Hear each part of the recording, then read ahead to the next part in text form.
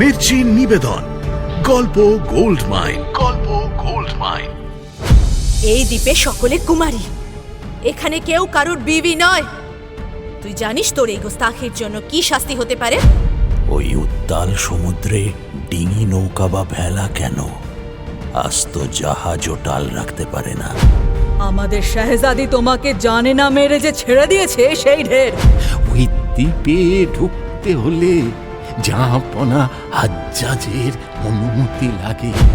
কে কোথায় আছো, আমাকে বাঁচাও, হে আল্লাহ।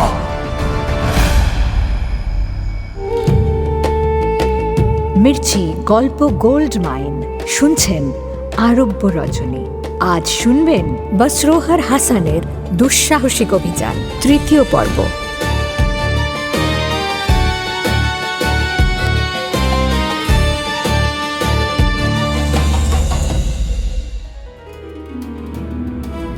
বেগম শেহরাজাদ শোনাচ্ছেন বসরোর হাসানের দুঃসাহসিক অভিযানের কাহিনী। পার্সির কবল থেকে উদ্ধার হয়ে হাসান 7 জন জিন কন্যার আশ্রয়ে বেশ কটা দিন সুখে শান্তিতে কাটায়। জিন কন্যারা উৎসবে যোগদান করবার জন্য তাদের দেশে চলে যায়। কটা দিনের জন্য হাসান একা হয়ে পড়ে। তখনই কল্পলোকের রাজকুমারী রশনিকে দেখে সে এবং তার প্রেমে পড়ে যায়। তারপর জিন কন্যারা ফিরলে একমাত্র গুলাবিকে সে নিজের প্রেমের কথা বলে। গুলাবির সাহায্যে এবং বুদ্ধিতে হাসান রশনিকে বিয়ে করতে পারে শেষ পর্যন্ত, এবং তারপর তার দেশে ফেরার পালা।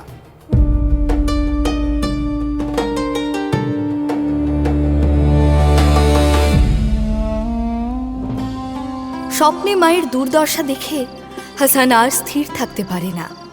সে বস্ত্রতে ফেরার জন্য ছটফট করতে থাকে। জিন কন্যারা তার ফেরার বন্দোবস্ত করে। একটা ছোট্ট যন্ত্র 2 আঙুলে ধরে আসমানের দিকে তুলে বাজায় গুলাবি। আবার সেই বিকট শব্দ হয়। অমনি আসমান কাঁপিয়ে একসঙ্গে 12টা পক্ষীরাজ নেমে এসে দাঁড়ায় প্রাসাদের ফটকে। এই যন্ত্র তো সেই পার্সির হাতে দেখেছি। ওটা আমাদেরই যন্ত্র, ওই পার্সি চুরি করেছিল। ওটা কোথায় আছে জানো? ওর আলখাল্লার জেবে ছিল, তারপর আর খেয়াল করনি তাই তো? হ্যাঁ, মানে যাক, বাদ দাও, যা গেছে তা গেছে। এমন যন্ত্র আমাদের কাছে আরো আছে। এটা নাও, এটা 2 আঙুলে আসমানের দিকে ধরে নাড়ালেই শব্দ হবে, আর তখনই দেখবে এই 12টা পক্ষীরাজ এসে দাঁড়াবে তোমার সামনে। কাজ মিটে গেলে আবার তারা নিজেরাই ফিরে যাবে। এটা সাবধানে রেখো। এটা দিয়ে আমি কি করব? বারে, ভারী স্বার্থপর তো তুমি ভাইয়া। আমাদের ভুলে যাবে আর কোনোদিন আসবে না বুঝি? কথাটা বলতে গিয়ে গুলাবির গলা বুজে আসে কান্নায়। চোখ ছলছল করে ওঠে। হাসান তাকে জড়িয়ে বলে, ছি বেহেন, যাবার বেলায় কাঁদতে নেই। আম্মি বলে তাতে অমঙ্গল হয়। আমি আসব, আবার আসব। কথা দাও, বছরে একবার করে আসবে।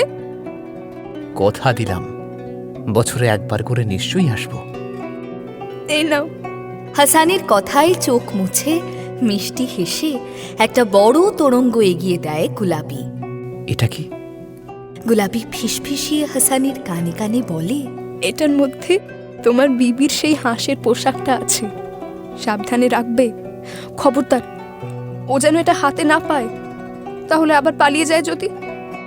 পক্ষীরাজ ডাকার যন্ত্র, হাঁসের পোশাক এবং আরও বহু মণি মুক্ত সোনাদানায় ভরা 10টা তোরঙ্গ নিয়ে হাসান ফিরে বসরো। এই বুঝি তোমার দেশ? হ্যাঁ, এই আমার বাড়ি। কি পছন্দ হয়নি? খুব পছন্দ হয়েছে। মিথ্যে কথা, মিথ্যে কথা বলে রশনি। তার মোটেই পছন্দ হয় না হাসানের বাড়ি ঘর। এত ছোট বাড়িতে যে কেউ থাকতে পারে সেটা কোনো দিনও কল্পনাই করতে পারেনি সে।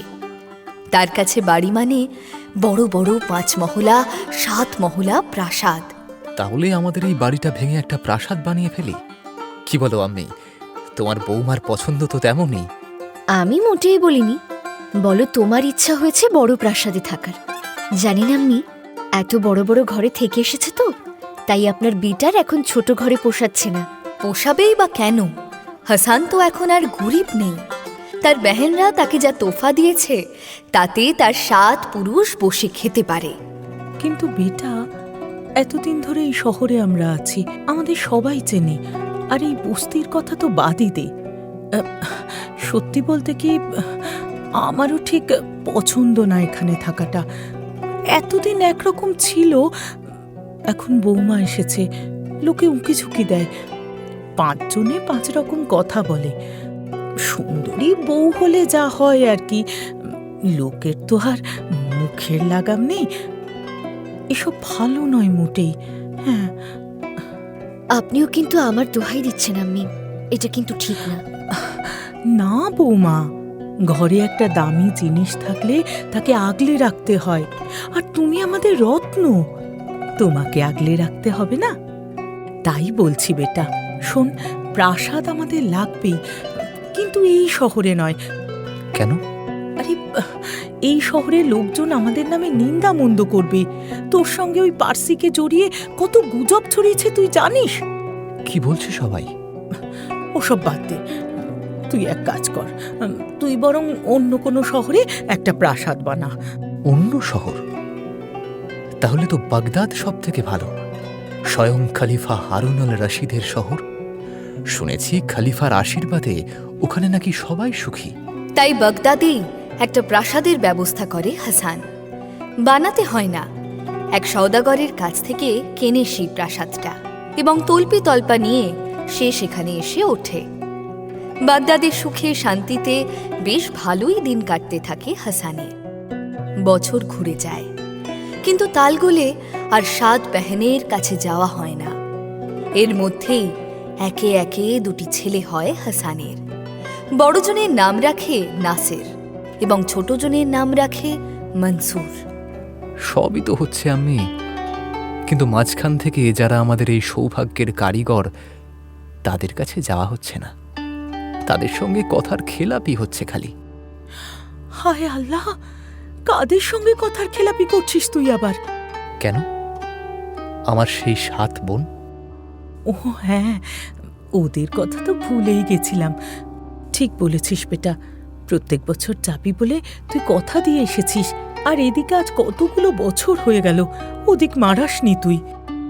আমি কি বলি, এদিকে তো সব ঠিকঠাকই আছে। এই মৌকা একবার ঘুরে আসি। তুমি কি বলো আম্মি?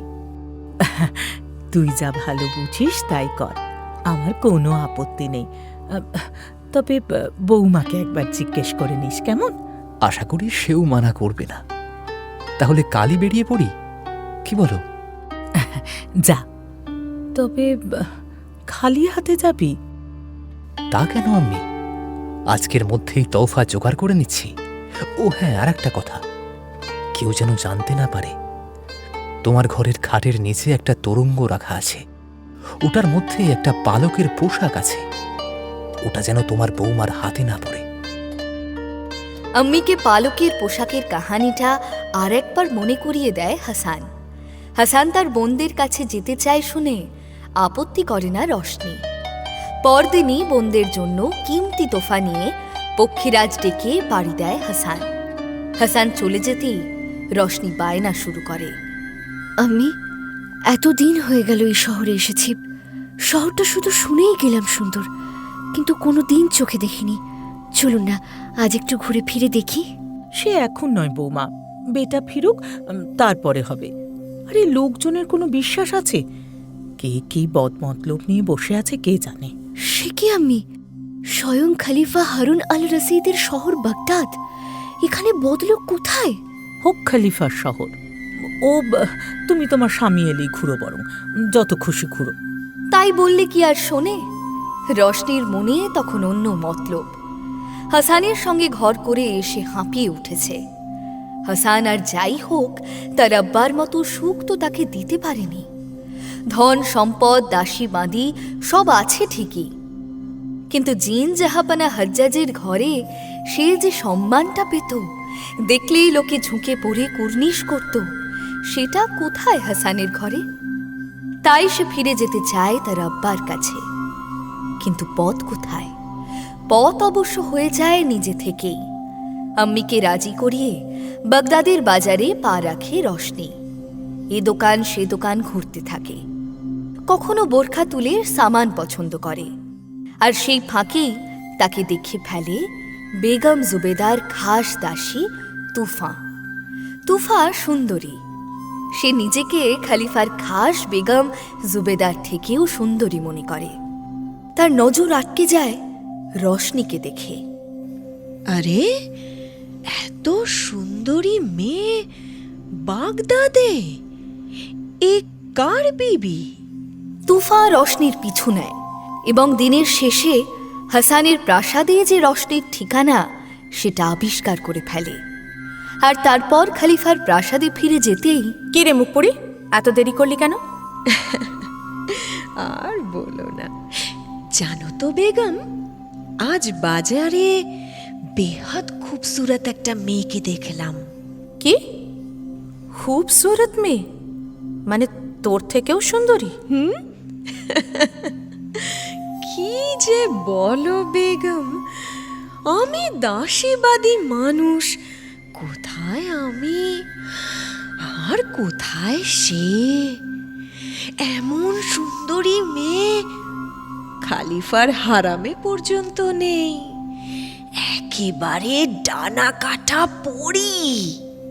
আচ্ছা, তাহলে তো তাকে একবার দেখতে হয়।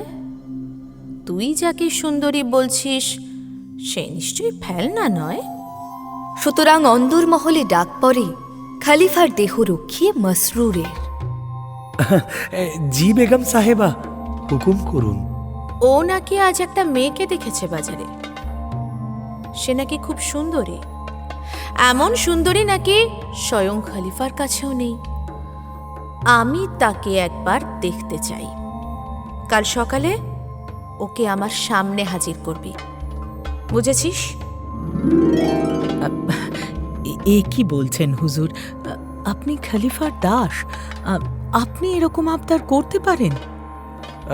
আপনি ভুল বুঝছেন, আসলে আবদারটা আমার নয়, আবদারটা করেছেন খলিফার খাস বেগম জুবেদা।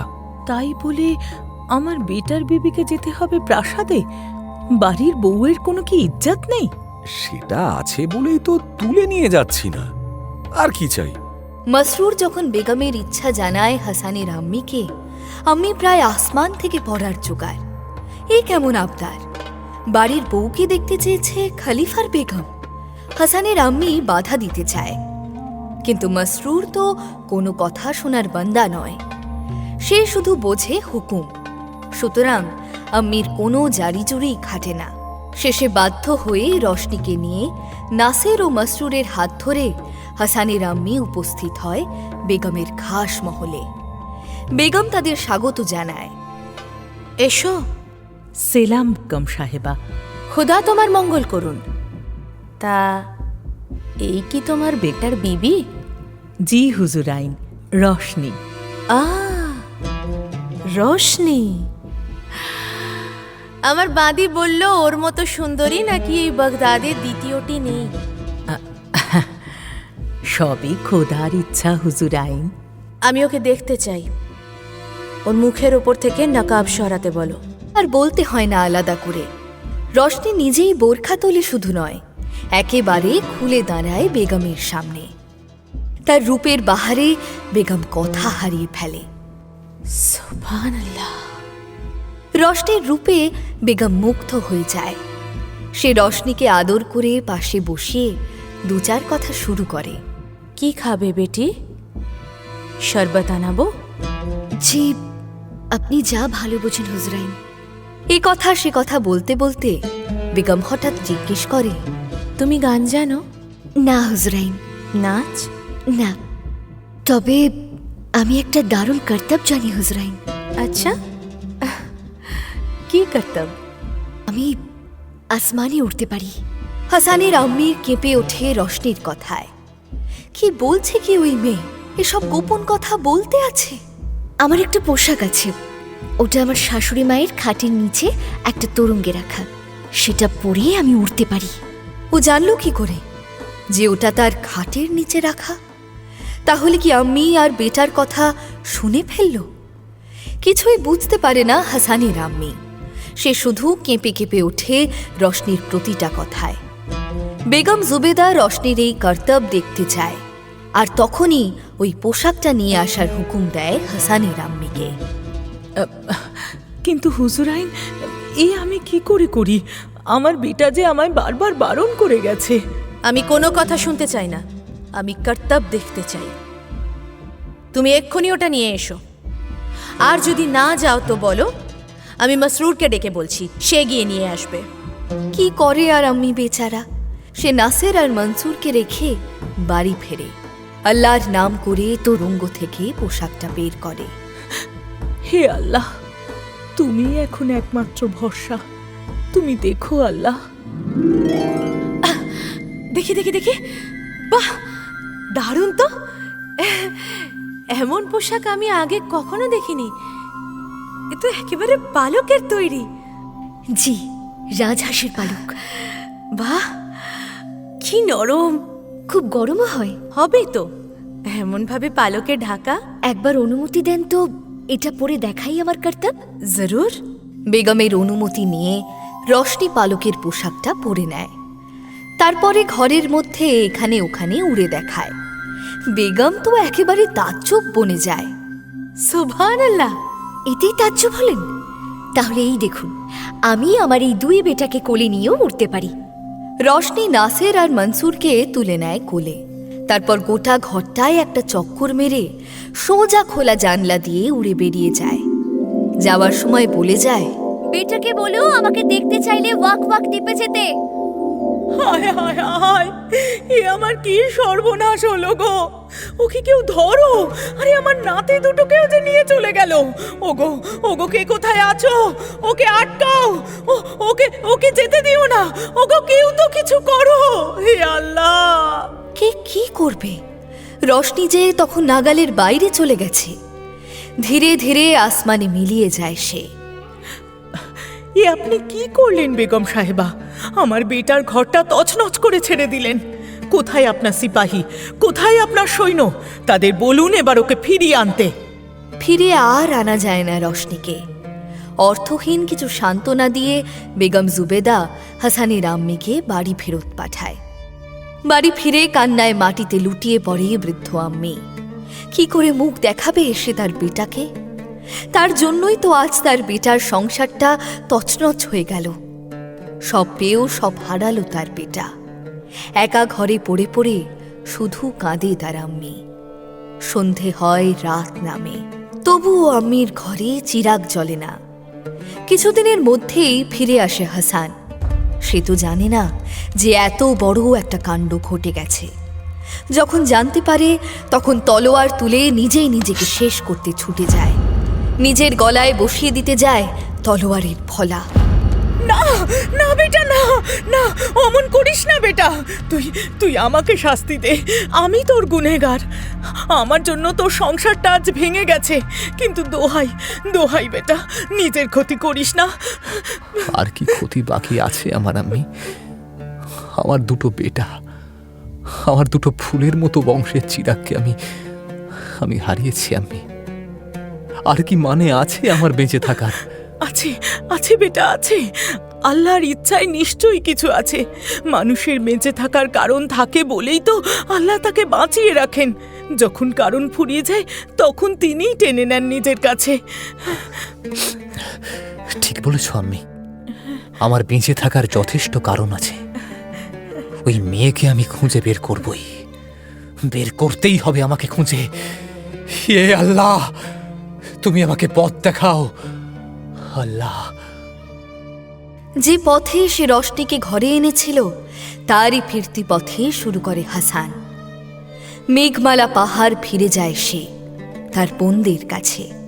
তার 7 বোন সব শুনে কেঁদে ফেলে। ছি ছি ছি ছি ছি ছি ছি, এ কেমন মেয়ে! আমরা কোথায় সংসার না করতে পেরে আফসোস করছি, আর এই মেয়ে অমন সুন্দর একটা সংসার পেয়েও ভেঙে দিল। ছি! একটা সংসার টিকিয়ে রাখা কি চাট্টিকারি কথা? কত শখ আহ্লাদ সুখ শান্তির বিসর্জন দিয়ে একটা ছেলে আর একটা মেয়ে তাদের সংসারটাকে টিকিয়ে রাখে বলো তো? কত স্বপ্ন ভুলে মেতে থাকতে হয় সংসারের খেলায়। সে কি রে জামিলা, অমন দার্শনিকের মতো কথা বলছিস কেন সংসার নিয়ে? জামিলা আবার লুকিয়ে চুরিয়ে সংসার পেতে বসেনি তো? তোমার সবেতেই সন্দেহ। বলি তেমন কিছু করলে তোমাকে না জানিয়ে পারতাম? বলি রাখো না এখন ওসব। এখন বলো হাসান ভাইয়ার কি করা যায়? কি আর বলি বলতো গুলাবি, আমার তো কিছুই মাথায় আসছে না। তোরা কিছু ভেবেছিস? আচ্ছা দিদি ভাই, ওয়াক ওয়াক দ্বীপটা কোথায় তুমি জানো? শুনেছি সে নাকি পৃথিবীর আর এক প্রান্তে। এখান থেকে যেতে 7 বছর সময় লাগে, কিন্তু পথ তো চিনি না। কে চেনে বলতে পারো? ও দিদি ভাই, একবার কুদ্দুস চাচাকে খবর দিলে হয় না? কুদ্দুস চাচা, 7 বোনের বড্ড পেয়ারির চাচা এই কুদ্দুস। পুরো নাম আবদ আল কুদ্দুস। এ এক রহস্যময় চাচা। 7 বোনের কি সম্পর্কে চাচা হয়েছে তা বোনেরা জানে না। তাদের আব্বা আম্মিও একে চাচা বলে ডাকে, তাই তারাও চাচা বলেই ডাকে। দাদু বললে চটে যায় সে। হ্যাঁ রে, আমি কি এতই বুড়ো হয়ে গেছি? হ্যাঁ, না হয় চুল দাড়িটা একটু পেকে গেছে, সে কি ভাবছিস বয়সের ভারে? তাহলে পাকলো কি করে? জন্ম থেকেই পাকা তোমার চুল দাড়ি? ওরে না রে না, ইচ্ছে করেই পাকিয়ে নিয়েছি। আসলে কি জানিস, এত কিছু দেখি, এত কিছু শুনি, এসব এখন আর মনে রাখতে পারি না ঠিকঠাক। তাই তাই মনে রাখার মতো কথা হলে টুক করে ওই চুল বা দাড়িতে ঠুকে নি। কালো হলে তো আর কালির দাগ ধরতো না ওতে, তাই তাই এটা সব সাদা করে নিয়েছি। সেই ছোটবেলা থেকে 7 বোন দেখে আসছে এই চাচাকে। তাদের আব্বা আম্মি সকলের প্রিয় এই চাচা। সকলের ঘরে তার অবাধ বিচরণ। চাচা কুদ্দুসের কোথায় চাষ আর কোথায় বাস সে খবর নেই কারুর কাছে, আমাদেরও প্রয়োজন নেই। এই চাচার কাছে অনেক আজীব আজীব সামান উপহার মেলে। এমনই একটা আতরের শিশি দিয়েছিল চাচা বড় বোন শুকতারাকে। দিয়ে বলেছিল, এই নাও এটা ধরো। হ্যাঁ, এটা সাবধানে রাখবে।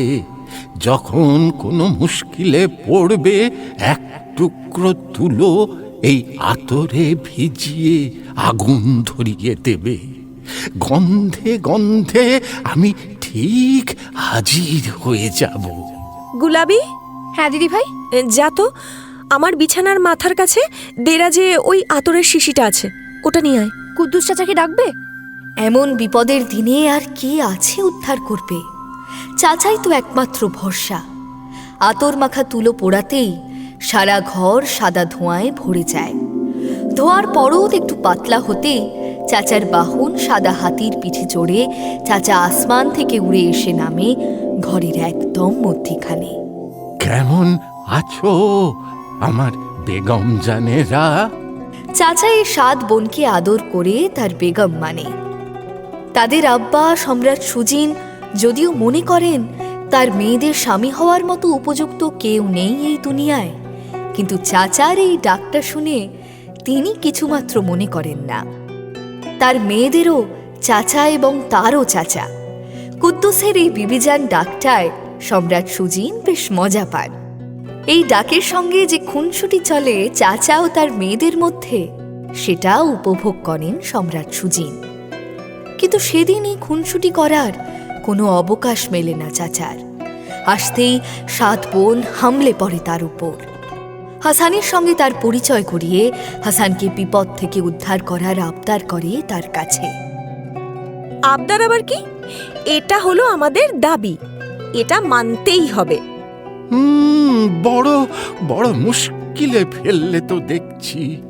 তোমাদের দাবি না মেনে যাই কোথায়? আবার মানব যে সে ক্ষমতাও আমার নেই। মিছে কথা বলো না চাচা, দুনিয়ায় এমন কিচ্ছু নেই যা তুমি করতে পারো না। আপনার দুটি পায়ে পড়ি, আমার বিবি বাচ্চাকে ফিরিয়ে এনে দিন চাচা। শোনো বেটা, ফিরিয়ে তোমাকে আনতে হবে। আমি বড় জোর সাহায্য করতে পারি, এই আর কি। সেটাই আপনার বহুত মেহেরবানি চাচা। না না বেটা না, তুমি বোধহয় পুরোটা জানো না, তাই এত সহজেই কথাগুলো বললে। পৃথিবীর ওই পারে ওয়াক দ্বীপ। রক্ত মাংসের মানুষের সেখানে যাওয়া নিষেধ। জিন বা না মানুষেরা সেখানে যেতে পারে, তবে যেতে লাগে 7 বছর। এবং গেলেই যে হলো তেমনটা কিন্তু নয় মোটেই। ওই দ্বীপে ঢুকতে হলে জাহাপনা হাজ্জাজের অনুমতি লাগে, নইলে ওই দ্বীপের সুরক্ষায় থাকা 5000 কুমারী জিন খুন করে ফেলবে। দুর্ধর্ষ যোদ্ধা তারা, তাদের সমকক্ষ সারা দুনিয়াতে কেউ নেই। তাছাড়াও আরও একটা বড় সমস্যা আছে। ওই দ্বীপ ঢাকা থাকে কুয়াশায়। সে দ্বীপ বড় যত্নে দুনিয়ার চোখের আড়াল করে রেখেছে স্বয়ং জিন জাহাপানা হাজ্জাজ। তাহলে কি কোনো উপায় নেই আমার বিবি বাচ্চাকে ফিরে পাওয়ার? কিছু তো বলুন, দোহাই চাচা, বড় আশা নিয়ে এসেছি আপনার কাছে। হাসানের কাতর অনুরোধ কুদ্দুস চাচাকেও টলিয়ে দেয়। অনেক ভেবেচিন্তে চাচা বলে, শোনো, তোমাকে সাহায্য করলে আমার বিপদ হতে পারে। হ্যাঁ, চাই কি আমার জানটাও চলে যেতে পারে। হায় আল্লাহ! হ্যাঁ বেগম গুলাবি, জাহাপনা হাজ্জাজ যদি জানতে পারে তবে আমায় আস্ত রাখবে না। তাকে থামানোর শক্তি রাখতেন একমাত্র মহান খলিফা সুলতান সুলেমান। তবে এখন তো তিনি নেই, সুতরাং জাহাপনা হাজ্জাজকে রোখার ক্ষমতাও কারোর নেই। আল্লাহরও না? ও তিনি তো সব পারেন। তিনি তামাম দুনিয়ার প্রভু। সেই ভরসাতেই তো আমি রাজি হচ্ছি সাহায্য করতে। তোমাকে আমি সাহায্য করব বেটা। হ্যাঁ, আমি যতটা যা করতে পারি ঠিক করব। বহুত মেহরবানি চাচা। চাচা কুদ্দুস আর সময় নষ্ট করে না। হাসানকে নিয়ে চড়ে বসে তার বাহন সেই সাদা হাতির পিঠে। হাতি আবার আকাশ পথে রওনা দেয়। 7 বোন বিদায় জানায় তাদের। খুদা হাফিজ চাচা যান। 3 দিন 3 রাত টানা চলার পর নীল পাহাড়ের চূড়োয় এসে নামে সেই হাতি। পাহাড়ের খাঁজে একটা বিশাল গুহার মুখে একটা লোহার দরজা আঁটা। দরজাটাও নীল। ওই গুহাটা দেখেছ? জি চাচা। তুমি এখানে দাঁড়াও, আমি ওর মধ্যে ঢুকবো। ফিরতে আমার যতই সময় লাগুক, তুমি আমার জন্য অপেক্ষা করবে এইখানে। ভয় নেই, আমি ফিরবই। হাসানকে নিরাপদ দূরত্বে দাঁড় করিয়ে চাচা কুদ্দুস গিয়ে দাঁড়ায় লোহার দরজার সামনে। বন্ধ দরজায় টোকা দিতেই এক মিশমিশে কালো দৈত্য বেরিয়ে আসে দরজা খুলে। তার হাতে ঢাল তলোয়ার, সেগুলোর রঙও নীল। দৈত্য কিছু বুঝে ওঠার আগেই চাচা তার হাত থেকে ঢাল তলোয়ার কেড়ে নেয়। দৈত্য একবার তার ঢাল তলোয়ার ও একবার চাচার মুখের দিকে দেখে সরে দাঁড়ায় মাথা নামিয়ে। চাচা ঢুকে যায় গুহায়, পেছন পেছন সেই দৈত্যও ঢোকে। গুহার দরজা বন্ধ হয়ে যায় আবার। হাসান অপেক্ষা করতে থাকে। সময় আর কাটতে চায় না। শেষে আবার দরজা খোলে। এদিকে এসো। হাসান দেখে চাচা একটা নীল ঘোড়ায় চড়ে দাঁড়িয়ে আছে গুহার ঠিক মুখটায়। নীল ঘোড়া, অদ্ভুত। এবার উঠে পড়ো। ঘোড়ার কাছে যেতেই চাচা কুদ্দুস তাকে তুলে নেয় ঘোড়ায়। ঘোড়াটা গিয়ে দাঁড়ায় আরেকটা দরজার সামনে। সেটা খুলতেই হাসান দেখে সামনে নীল প্রান্তর। জমিন আসমান সব নীল, পাহাড় গাছপালা পাখিগুলোও নীল। এই হলো নীল দুনিয়া। এর ওপারে যেতে হবে তোমায়। এখনো ভেবে নাও বেটা, এখনো ভেবে নাও। এরপরে কিন্তু আর সময় পাবে না। কি আর ভাববো চাচা? যাবে কি না? যাব বলেই তো এত দূর এলাম। এসেছো, বেশ করেছো। কিন্তু বেটা, এই নীল দুনিয়া তবুও পেরোবে হয়তো, কিন্তু এর পরে যে বিপদ আছে তা মারাত্মক। একমাত্র আল্লাহ ছাড়া আর কেউ রক্ষা করতে পারবে না। আর এখান থেকে তোমাকে একা চলতে হবে। আমিও আর তোমাকে কোনো সাহায্য করতে পারবো না। চাচা কুদ্দুসকে বিদায় জানিয়ে নীল দুনিয়ায় ঘোড়া ছুটিয়ে দেয় হাসান। বিপদ যদি আসে তো মোকাবিলা করবে সে। আর একান্তই যদি না পারে, তাহলে অন্তত বিবি বাচ্চা হারানোর দুঃখটা তো হবে না। শুরুর আগেই চাচা বলেছিল, এই ঘোড়া তোমাকে নিজেই নিয়ে যাবে তোমার গন্তব্যে। মনে রেখো, তুমি শুধু এর লাগামটা ধরে থাকবে, ব্যাস। লাগাম একবার ছেড়ে দিলে ও কিন্তু ফেরার পথ ধরবে। তখন কিন্তু হাজারো চেষ্টা করেও ওকে আর ফেরাতে পারবে না। আর বলেছিল এই ঘোড়া তাকে পৌঁছে দেবে কালো পাহাড়ের গুহায়। সেই গুহায় থাকে চাচা কুদ্দুসের ওস্তাদ শেখ আলী। মহামতি পালক পিতা শেখ আলী পয়গম্বর সুলেমানের বিবি বিলকিসের পুত্র। শোনো, ওই কালো গুহার সামনে গিয়ে এই ঘোড়া কিন্তু থামবে। তুমি ঘোড়া থেকে নেমে জিন লাগাম সমেত একে ছেড়ে দেবে গুহার মধ্যে। আর শোনো, তুমি কিন্তু ঢুকতে চেও না, বাইরে অপেক্ষা করবে। যদি উস্তাদ সদয় হন তো নিজেই বেরিয়ে আসবে। 7 দিন 7 রাত নাগাড়ে ঘোড়া চালিয়ে হাসান পৌঁছয় কালো পাহাড়ের গুহায়। চাচা কুদ্দুসের কথা মতো ঘোড়াটাকে সেই গুহার মধ্যে ছেড়ে দিতেই অন্ধকারে মিলিয়ে যায় ঘোড়াটা। তারপর আবার অপেক্ষা। পাক্কা 1 দিন অপেক্ষা করার পরে ফিরে আসে ঘোড়া। ঘোড়ায় চড়ে আসে চাচার উস্তাদ শেখ আলী। মিশমিশে কালো বৃদ্ধের পোশাকটাও কালো। বয়স বোঝার উপায় নেই তার। মুখ ঢাকা সাদা চুল দাড়ির জঙ্গলে। চুল দাড়ি তার ঝুলে পড়েছে হাঁটু পর্যন্ত। ওই বিপদের মাঝেও শেখ আলীকে দেখে একটা খুব খারাপ কথা মনে আসে হাসানের। মানুষের যেটা সাদা হলে ভালো, সেটা এর কালো। এর গায়ের রং। আর যেটা কালো হলে খাসাব, সেটাই এর সাদা। এই চুল দাড়ি। চাচা কুদ্দুসের বলা কায়দায় হাসান প্রথমে শেখ আলীর হাতে চুমু খায়। তারপর তার লম্বা জোব্বার এক প্রান্ত নিয়ে 2 চোখে ঠেকায় এবং তারপরেই একটা লিফাফা তুলে ধরে তার সামনে। হুজুর, কবুল করুন মেহরবানি করে। আপনার শাগরেদ চাচা কুদ্দুস আপনার নামে এটা পাঠিয়েছেন। হাসানের হাত থেকে লিফাফাটা নিয়ে খোলে শেখ আলী। লিফাফার মধ্যে চিঠিখানা খুব মন দিয়ে পড়ে। হাতির ইশারায় হাসানকে দাঁড় করিয়ে রেখে আবার ভেতরে চলে যায় বৃদ্ধ। সময় কাটে না হাসানের। দাঁড়িয়ে আছে তো দাঁড়িয়েই আছে। শেষে আরও 2-3 দিন অপেক্ষা করার পরে আবার ফিরে আসে বৃদ্ধ ওস্তাদ শেখ আলী। এবার তার পোশাকটা সাদা, তাতে এক চিলতে দাগ নেই।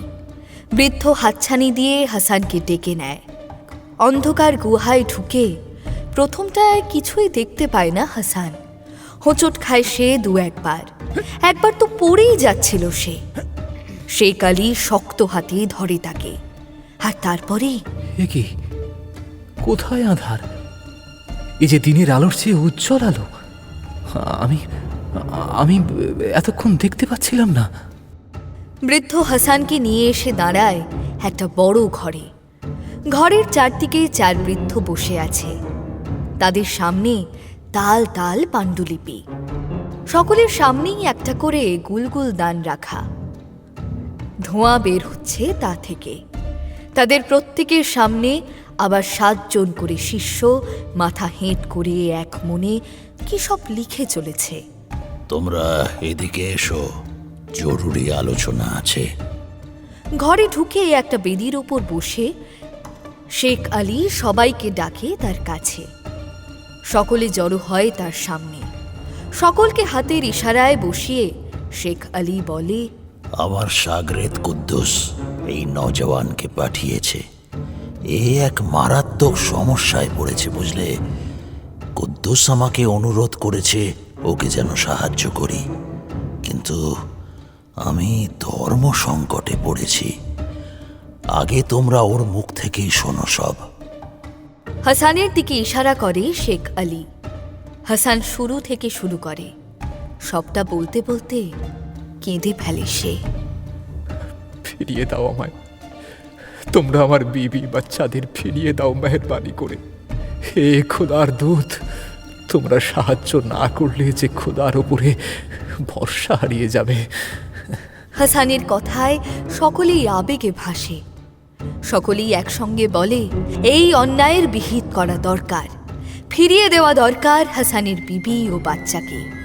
কিন্তু কাজটা মোটেই সহজ নয়। আর একটা কথা ভুলো না, আমার আব্বা মহান খলিফা সুলতান সুলেমান ওই জিন জাহাপানা হাজ্জাজকে মেহরবানি করে ওই ওয়াক দ্বীপ দান করেছিলেন। খলিফা সুলতান সুলেমানের আশীর্বাদেই ওই দ্বীপে শুধুমাত্র জিনরাই আসা যাওয়া করতে পারে, আর কেউ ওখানে ঢুকতেও পারে না, বেরোতেও না। বোধহয় সেটা চাচা কুদ্দুস জানত, তাই খলিফা সুলতানের ছেলের কাছেই পাঠিয়েছিল হাসানকে। আব্বার নিয়ম ছেলেকে দিয়ে ভাঙাবে বলে। আব্বার নিয়ম আমি ভাঙবো? গুনাহ হবে না? হবেই। আর না ভাঙলে একটা অন্যায়কে সমর্থন করা হবে হুজুর। জেনে শুনে একটা অন্যায়কে প্রশ্রয় দেবেন? সেটাই তো সংকট, ধর্ম সংকট। একদিকে ন্যায়, অন্যদিকে নিজের আব্বার সঙ্গে বিরোধ। কোন দিক বেছে নেবে শেখ আলী? অবশ্যই ন্যায়ের দিক। আমার আব্বাও তো তাই শিখিয়েছেন আমায়। ক্ষণিক ভেবে সিদ্ধান্ত নিয়ে নেয় শেখ আলী। হাত তুলে তুড়ি বাজাতেই এক দৈত্য এসে হাজির হয় তার সামনে। তাকে কুর্নিশ করে মাথা নত করে দাঁড়ায়। দৈত্যকে দেখিয়ে শেখ আলী বলে হাসানকে, এর নাম দানাস ইবন ফাকদাস। তুমি এর পিঠে চেপে বসো, ও তোমায় আকাশ পথে পৌঁছে দেবে, শ্বেত কর্পূর দ্বীপে। ওর গতি ওই পর্যন্তই, তার ওপারে ও যেতে পারবে না।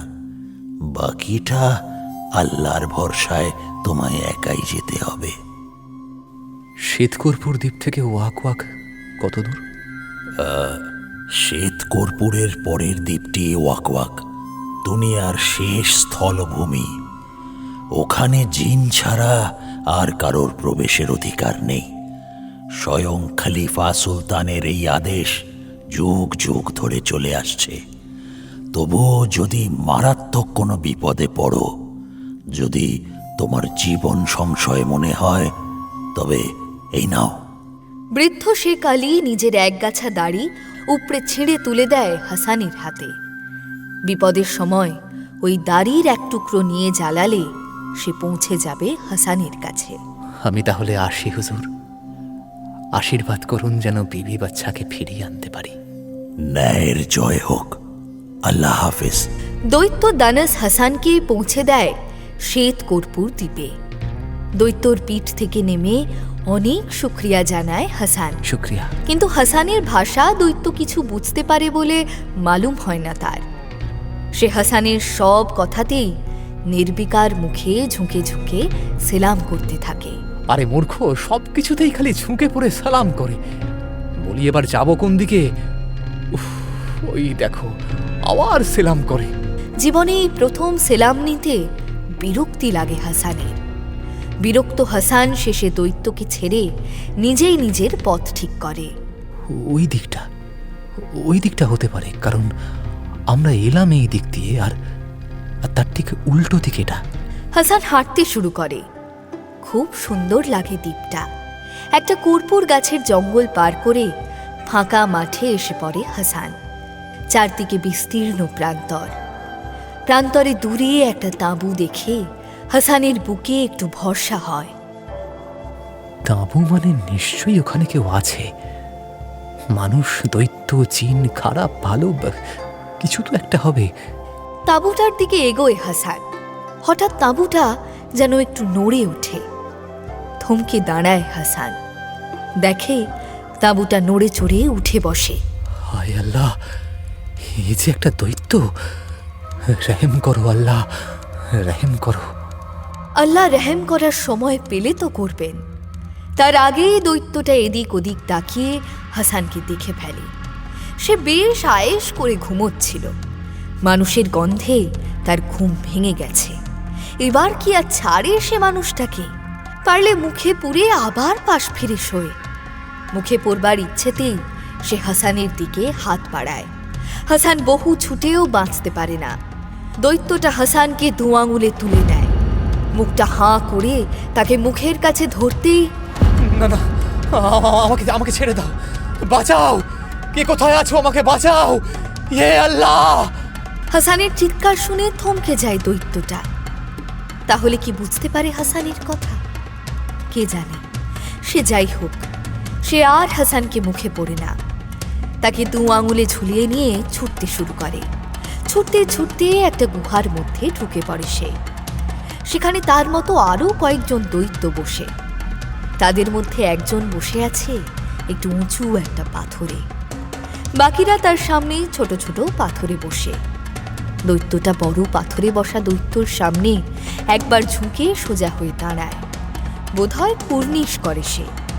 তারপর হাসানকে 2 আঙুলে তুলে ধরে কি যে বলে কিছুই বোঝে না হাসান। সে দেখে,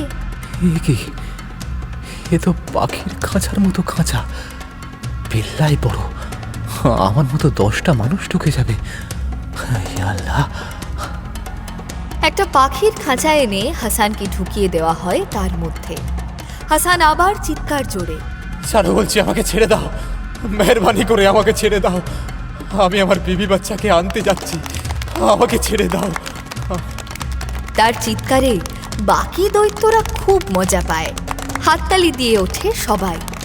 আর হাততালি দিচ্ছে? আমি কাঁদছি আর এরা হাততালি দিচ্ছে সবাই। আমি কি গান শোনাচ্ছি নাকি? বোধহয় তারা সেটাই ভাবে। হাসানের চিৎকার দৈত্যদের কাছে গানের মতো শোনায়। আরেকটা দৈত্য খাঁচাটা দুলিয়ে পৌঁছে দেয় সেটা এক মেয়ে দৈত্যের কাছে। এ নির্ঘাত এখানকার রানী বা রাজকুমারী কিছু একটা হবে। রানী নয়, সে ওই দৈত্যদের রাজকুমারী। সে হাসানকে দেখে খুব আনন্দ পায়। হাসানকে চিড়িয়া ভেবে তাকে আগলে রাখে ঘরে। তাকে নিয়ে খেলে, তাকে স্নান করায়, খাওয়ায়, আরো কত আদিক্ষেতা করে। আদিক্ষেতার চোটে হাসান একেবারে নাজেহাল হয়ে পড়ে। শেষে একদিন গভীর রাত পর্যন্ত অপেক্ষা করে হাসান। রাজকুমারী ঘুমিয়ে পড়লে নিজের পোশাকের ভিতর লুকিয়ে রাখা শেখ আলীর দাড়ি বের করে। কিন্তু আগুন ধরাবে কি করে? রাজকুমারীর মাথার কাছে চিরাগ, সেটা পেতে হলে তো হ্যাঁ, খাঁচাটা খুলতে হবে এবং তারপর ঝুলন্ত খাঁচা থেকে লাফাতে হবে রাজকুমারীর বিছানায়। সেখান থেকে নেমে আবার দেয়াল বেয়ে উঠতে হবে চিরাগ রাখা ওই কুলুঙ্গিতে। অসম্ভব। আর একটা পথ আছে। যদি কোনোভাবে খাঁচাটা একটু দোলানো যায়, তাহলে ওই দড়িটা কোচ করে ছুঁড়ে দিলেই ওই চিরাগে। হে আল্লাহ, করুণা করো আল্লাহ। আল্লাহ যার ভরসা, তার কাছে কোনো বিপদই বিপদ নয়। হঠাৎ খাঁচায় দোল লাগে। হাসানও সুযোগ বুঝে শেখ আলীর দাড়িটা পালিয়ে ছুঁড়ে মারে। দাড়ির একটা প্রান্তে আগুনের একটু ছোঁয়া লাগে, তাতেই কাজ হয়। ঘর ভরে যায় ধোঁয়ায়। উগ্র ধোঁয়ায় কাশতে শুরু করে হাসান।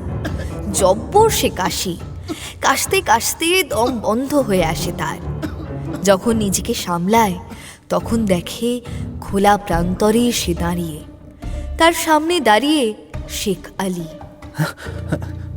আপনি এসেছেন? কেন, বিশ্বাস হচ্ছিল না বুঝি যে আমি আসব? সে বিশ্বাস ছিল বলেই তো এই বিপদে আপনাকে স্মরণ করলাম। আল্লাহ। আল্লাহ?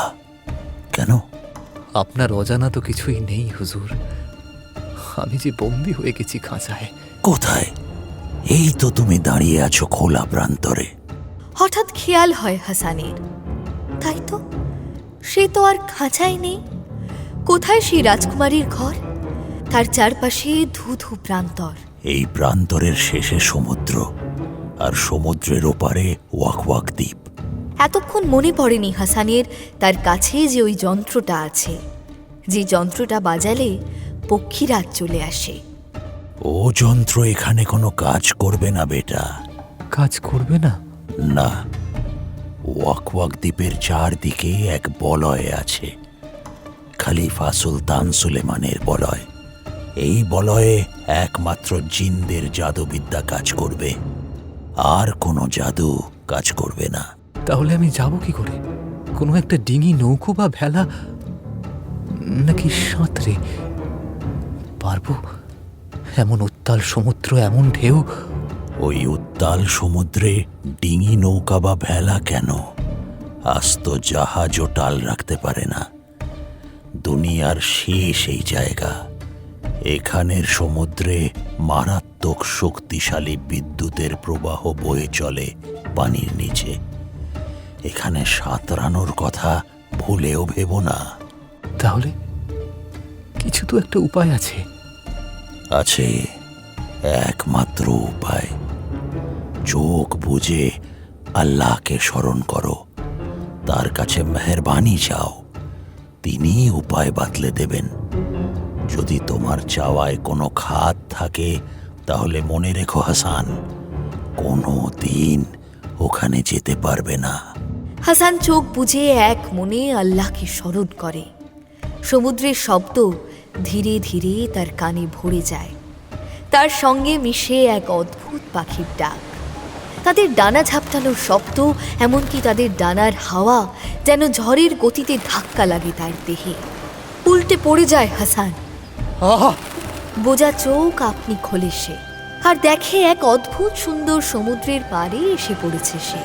গোটা তটের যতদূর চোখ যায় শুধুই হিরে, চুনি, পান্না। কিন্তু ওগুলো কি? রক পাখি, তাও সাদা। রূপকথায় শুনেছি বেল্লায় বেল্লায় রক পাখি আছে নাকি। বাস্তবেও তারা আছে? বাস্তবে তারা আছে বলেই তো ঘুরছে তারা হাসানের মাথার উপর। তারা এই দ্বীপের নজরদার। দ্বীপের প্রত্যেকটা খুঁটিনাটির ওপর নজর রাখে ওরা দিন রাত। অস্বাভাবিক কিছু হলেই ওরা খবর দেয় দ্বীপের রক্ষীদের, এবং ওদের খবরে তুরন্ত হাজির হয় রক্ষীরা। ওদের কাছে খবর পেয়েই লোহার বর্ম পরা হাজারো ঘোড়সওয়ারের একটা দল এসে ঘিরে ধরে হাসানকে। এরাই কি জিন কুমারীদের সেনাবাহিনী? তাহলে আমি কি আল্লাহের মেহেরবানিতে ওয়াক ওয়াক দ্বীপে? এসে পড়ে হাসান, এবং না বুঝে বললেও কথাটা সত্যি। ওরাই জিন কুমারী। ওদের মতো ৫,০০০ জিন কুমারী ওই ওয়াক ওয়াক দ্বীপ রক্ষা করে। হাসানের প্রতি আল্লাহ সত্যি মেহেরবান যে ওরা এসে হামলে পড়ে না হাসানের ওপর, তাকে ঘিরে দাঁড়ায়। ওদের সেনাপতি ঘোড়া থেকে নেমে এগিয়ে আসে হাসানের দিকে। আর কোনো উপায় নেই, আল্লাহই ভরসা।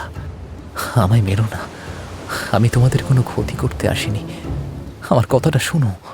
হাসান সেনাপতির পা জড়িয়ে ধরে। সেনাপতির বোধহয় হাসানের প্রতি মায়া জন্মায়। সে তার শিরস্ত্রাণ খুলে ফেলে। বয়স একটু বেশি, কিন্তু অপরূপ সুন্দরী সেনাপতি এক নারী। সে কড়া গলায় প্রশ্ন করে, কে তুমি? এখানেই বা কি করে এলে, আর কেন এলে? সব সত্যি বলো, নইলে কিন্তু জানে বাঁচতে পারবে না। আল্লাহের মেহেরবানি, তিনি আমাকে এখানে এনে ফেলেছেন। আমি এসেছি আমার বিবি আর বাচ্চাদের খুঁজতে। বিবি বাচ্চাদের খুঁজতে চিরকুমারীদের দেশে? না সমাজ আকলমন্দ মানুষ, মিথ্যে কথাটাও ঠিক করে বলতে শেখনি। আমি কিচ্ছু মিথ্যে বলছি না, খোদার কাসাম। আপনি আমার পুরো কথাটা শুনুন, তারপর যদি আপনার মনে হয় আমি মিথ্যে বলছি, তাহলে আপনি আমাকে যা খুশি করতে পারেন, যে কোনো শাস্তি দিতে পারেন, খুনও করতে পারেন। তবে তার আগে আমার একান্ত অনুরোধ যে আমার কথাটা একবার শুনুন। হাসানের মিনতিতে কাজ হয়। সেনাপতি বাকি সৈন্যদের ফিরিয়ে দিয়ে হাসানকে নিয়ে বসে একটা টিলার উপর। তার কাছে সব শুনে খুঁটিয়ে খুঁটিয়ে জেনে চিন্তিত মুখে বলে, কিন্তু কিন্তু এখানে কে এমন আছে যে এমন করবে?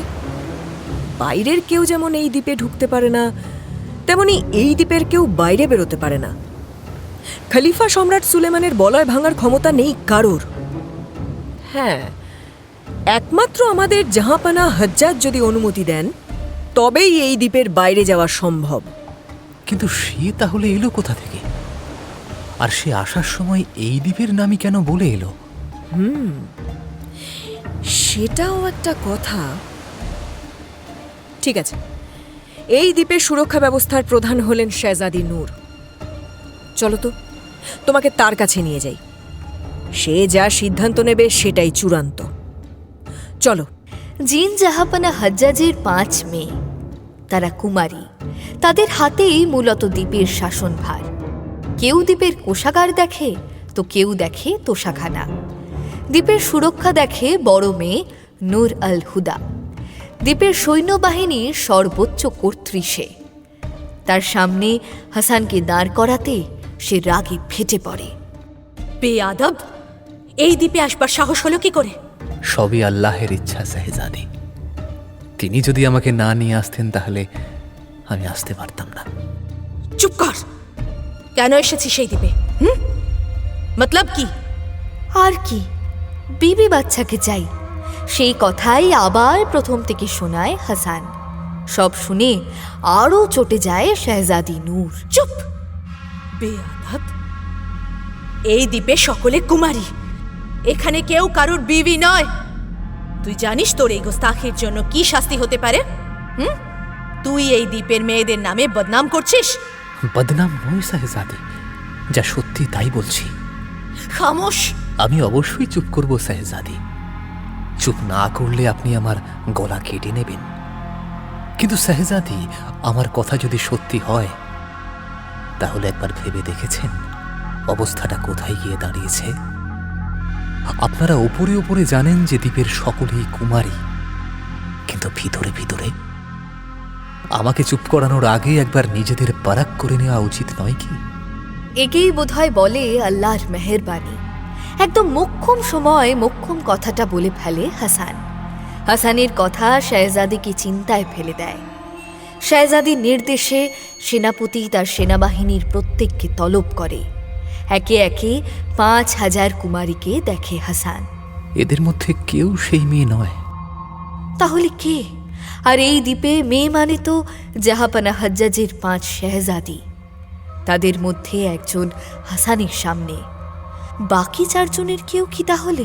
একবার দেখতে দোষ কি? বদতমিজ! জানিস না পর পুরুষের সামনে কুমারীদের মুখ দেখানো মানা? আপনার সৈন্যরাও তো সব কুমারী। তারা যখন মুখ দেখাতে লজ্জা পেল না, তখন তাই বলে মুড়ি মিছরি একদর? কোথায় একজন সৈন্য আর কোথায় শেহজাদি? আইন কি তাই আলাদা? একজন শেহজাদি দেশের সম্মান নষ্ট করতে পারেন না, এমন কি কোথাও লেখা আছে? বেশ। শেষ পর্যন্ত হাসানের যুক্তির কাছে পরাজিত হয় শেহজাদি নূর। মনে মনে তারিফ করে সে হাসানের। মরদ তো এমনই হওয়া উচিত যে বুক চিতিয়ে হকের কথা বলতে পারে। নূরের বিশ্বাস করতে ভালো লাগে যে কেউ যদি সত্যিই একে বিয়ে করে থাকে, কেউ যদি সত্যিই এর বাচ্চার মা হয়ে থাকে, সে নেহাত ভুল পছন্দ করেনি। সুতরাং একে একে ডাকা হয় বাকি 4 শেহজাদিকে। সবচেয়ে ছোট বোন ঢুকতেই রোশনি, আমার বাচ্চারা? আর কিছু বলতে পারে না হাসান। হাতের কাছে রাখা একটা মূর্তি তুলে সজোরে হাসানের মাথায় মারে নূর। লুটিয়ে পড়ে সে। চোখে অন্ধকার নামার আগে দেখে রশনি ভয়ে আশঙ্কায় মুখ ঢাকে। জ্ঞান ফেরে সমুদ্রের পারে। সমুদ্রের ছোট ছোট ঢেউগুলো তাকে ভিজিয়ে দিয়ে যাচ্ছে। সে পড়ে আছে চিৎপাত হয়ে। চোখের সামনে আসমান। হঠাৎ দুটি মেয়ের তুমুল ঝগড়ার শব্দ ভেসে আসে। হাসান একটু উঠে দেখে দুজন সেনা তুমুল ঝগড়া করছে। হাসান তাদের সামনে গিয়ে দাঁড়ায়। হাসানকে দেখেই ওরা তলোয়ার খুলে ধরে। না না, দাঁড়াও দাঁড়াও, আমি তোমাদের শত্রু নই, তোমাদের ঝামেলা দেখেই এসেছি। কি আমাদের ঝামেলা দেখতে এসেছো? আমরা এখানে ঝগড়া করব আর তুমি মজা লুটবে? হ্যাঁ না না, ছি, আমি এলাম মিটমাট করে দিতে। এই তুমি যাও তো, ভাগো এখান থেকে। আমাদের শাহজাদি তোমাকে জানে না মেরে যে ছেড়ে দিয়েছে সেই ঢের। তুমি এসো এখন। হ্যাঁ হ্যাঁ, আমাদের ঝামেলার মধ্যে নাক গলাতে হবে না। আর কে না কে কাজী সাহেব আমার, উনি এলেন আমাদের মধ্যে ফয়সালা করে দিতে। বলতে পারবে এই টুপিটা কার হওয়া উচিত? পারবে বলতে? টুপি? তারপর কি হলো আপা? জিজ্ঞেস করে কোনো লাভ নেই দুনিয়াজাদ। আজকের মতো এখানেই ইতি। আজ পর্যন্ত কোনোদিন তোমার আপা বলেছে কিছু এরপরে? আপনার হুকুম মেনেই তো চলছি হুজুর। আমার হুকুম? সে তো আমি যে কোনো সময় বদলে দিতে পারি। চেয়েছিও বদলাতে, তুমিই তো দাওনি। ছি হুজুর, তাহলে যে সালতানিয়তের কাজ কারবার শিখে উঠে যাবে। লোকে কি বলবে? আমাকে দোষ দেবে না?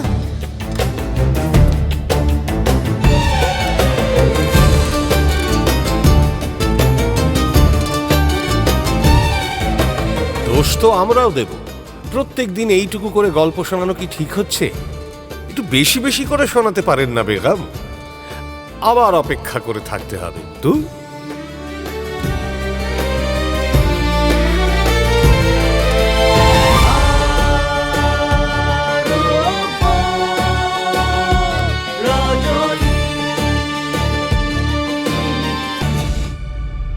মির্চি গল্প গোল্ড মাইনে শুনলেন আরব্য রজনী। গল্প পাঠে শেখর, শাহরিয়ার, অমিত দে, দুনিয়াজাদ, বর্ণালী দে বর্মন, শেহরাজাদ, সাঁজবাতি দাস, আম্মি, গার্গী হর চট্টোপাধ্যায়, হাসান, আলাপন মুখার্জি, গুলাবি, চিত্রাঙ্গী রয়, জমিলা, তৃণাঞ্জনা দাস, শুকতারা, সঙ্গীতা গাঙ্গুলি, সন্ধ্যামণি, শ্রীলেখা নাথ, রশনি, অধ্যায় সাহা, বেগম জুবেদা, আম্রপালি ঘোষ মিত্র, মসরুর, অর্ঘ্যমাল্য মাইতি, কুদ্দুস, পার্থ রয়, আলী, ইন্দ্রনীল ভাদুরী। নাট্যরূপ শিবাশিস বন্দ্যোপাধ্যায়। নাট্যরূপ সহায়তা শুদ্ধ সত্য দাশগুপ্ত। শব্দগ্রহণ ও আবহ সত্যজিৎ সেন। শব্দ পরিকল্পনা ও মিশ্রণ সব্যসাচী মুখার্জি। পরিচালনা শাওলি মজুমদার। সৃজনশীল পরিচালনা ইন্দ্রাণী চক্রবর্তী। প্রযোজনা প্যাস্টেল এন্টারটেইনমেন্ট। মির্চি গল্প গোল্ড ওয়াইন আপনার জন্য exclusively Mirchi Bangla YouTube channel এবং গানা অ্যাপে।